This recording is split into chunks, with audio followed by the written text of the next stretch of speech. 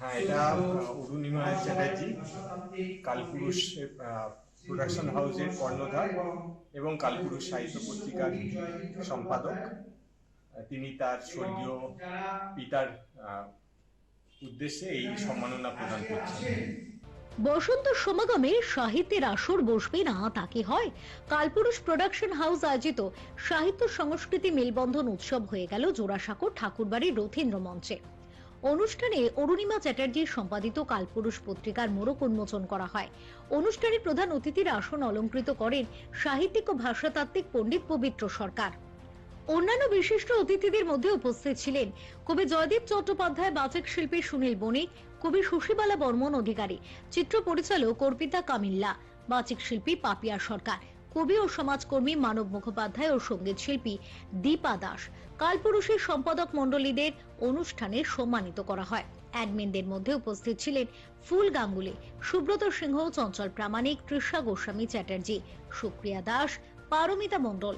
কালপুরুষ পত্রিকায় যারা কলম ধরেছেন তাদের প্রত্যেককে সম্মানিত করা হয়। কালপুরুষ সাহিত্য সম্মান পেলেন শ্রী সদ্যজাত, সুপ্তা আঢ্য, মনিরুল ইসলাম, দীপক দীক্ষিত, অরিজিৎ ঘোষ, প্রদীপ কুমার আচার্য। কলম সম্মান পান মনোরঞ্জন হালদার।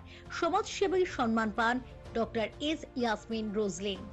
সম্পাদক সম্মান পেলেন ইউসুফ মোল্লা। অরিত্র প্রকাশনী পেল প্রকাশক সম্মান।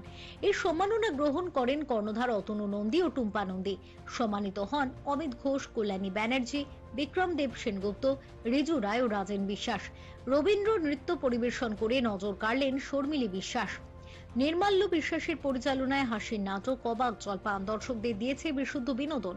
রেওয়া ফিল্মস নিবেদিত এই নাটকটিতে অংশ নেন অভিজিৎ বারুই, নন্দিতা বারুই, সৌম্যদীপ্তা দে, মানস ঘোষ, দুলাল সুর, আরুষ সরকার ও নির্মাল্য বিশ্বাস। অরুণিমা চ্যাটার্জি এবং কিঙ্কর হালদার পরিবেশিত শ্রুতি নাটকটি ছিল ভীষণ মনোগ্রাহী।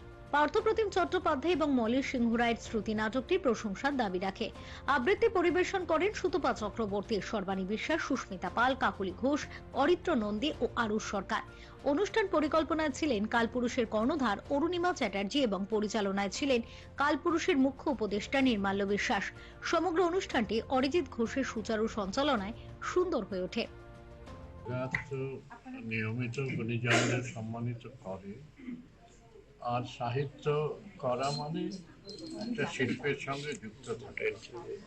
মানুষ হাট বাজার করে, খাওয়া দাওয়া করে, অফিস আদালত করে, তার সঙ্গে সাহিত্য, সঙ্গীত, চিত্রকলা এগুলোর চর্চা করে মানুষ ছাড়া আর কারো যে এরা মানুষের কাজই করছে, একই সঙ্গে নিজেদের জীবনযাপন করছেন, আবার সাহিত্য করছেন, আবার অন্য যারা গুণী সাহিত্য করেন, গুণী সাহিত্যে তাদের সংবর্ধনা দিচ্ছেন।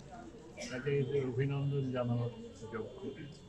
তবে এত বড় মহাযজ্ঞ তো একা সামলানো কখনোই সম্ভব নয়। আমার সুযোগ্য অ্যাডমিনরা রয়েছেন এবং বিশেষ করে ভাই নির্মাল্য বিশ্বাস, মানে উনি হলেন উপদেষ্টা আমাদের সাহিত্য গ্রুপে। মানে তিনি এবং আমার বাকি সুযোগ্য অ্যাডমিনরা ছাড়া আমি কখনোই এগোতে পারতাম না। তো আজকের সাহিত্য সাংস্কৃতিক অনুষ্ঠান মনে হচ্ছে সাফল্যমণ্ডিত হবে, কারণ যারা সহযোগিতার হাত বাড়িয়েছেন তাদের উপর আমার যথেষ্ট আত্মবিশ্বাস আছে এবং অতীতের অভিজ্ঞতা বলছে যে অবশ্যই অনুষ্ঠানটা সফল হবে। আজকে সাহিত্যদের কোন কোন সাহিত্যদের সম্মান প্রদান করবেন? হ্যাঁ, আজকে প্রথমেই বলি যে আমরা প্রধান অতিথি হিসেবে পেয়েছি বিশিষ্ট শিক্ষাবিদ এবং ভাষাবিদ শ্রী পবিত্র সরকার মহাশয়কে। এছাড়া রয়েছেন আরো বিশিষ্ট কবি, জয়দীপ চট্টোপাধ্যায় রয়েছেন, কথাকবি সদ্যজাত রয়েছেন, আর রয়েছেন সুনীল বণিক, সুশীবালা বর্মন।